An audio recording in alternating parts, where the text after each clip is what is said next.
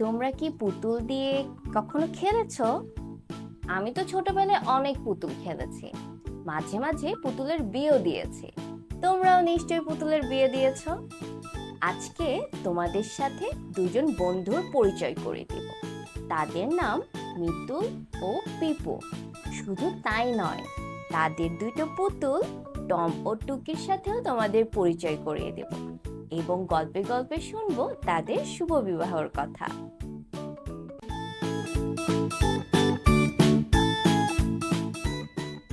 দেখো কি সুন্দর সাজানো একটি বিয়ে বাড়ি। এখানে বসে আছে তোমাদের বন্ধু মিতুল ও পিপু। আজ তাদের পুতুলের বিয়ে এবং তাদের পুতুল হচ্ছে টম ও টুকি। তারা বিয়ের দাওয়াত দেওয়ার জন্য কার্ড বানাচ্ছে। তোমাদের দাওয়াত, সকলে আসবে কিন্তু বিয়েতে। বিয়ে বাসাতে কত কাজ, তাই না? উফ, এত কাজ, কাজ যেন কমছেই না। বরকে সাজানো, বউকে সাজানো, কত কাজ। কিন্তু বিয়ে বাড়িতে তো মজার মজার খাবারও খাওয়া যায়, তাই না? যেমন রসগোল্লা। ঠিক দেখো, বিকেল হতেই বরপক্ষ চলে এলো এবং হাতে এক হাঁড়ি রসগোল্লা।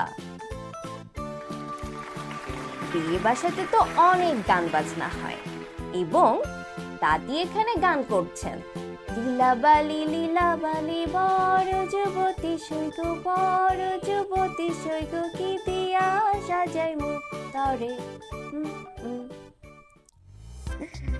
আমরা এখানে একটি সুন্দর পালকি দেখতে পাচ্ছি। তোমরা কি জানো পালকি কেন ব্যবহার করা হয়? বিয়ে বাড়িতে তো আমাদের কাজই লাগে। হঠাৎ করে নানা এলেন এবং তিনি সাজলেন কাজী। এর মাধ্যমে শেষ হলো টম ও টুকির শুভ বিবাহ।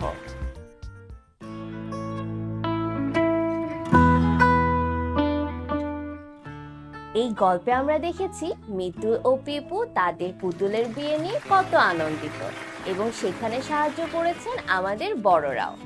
আমাদের সকলের উচিত আমাদের কাজগুলো ভাগ করে নেওয়া এবং ছোট বড় সবাই মিলে জীবনের ছোট ছোট মুহূর্তগুলো স্বতঃস্ফূর্তভাবে উপভোগ করা।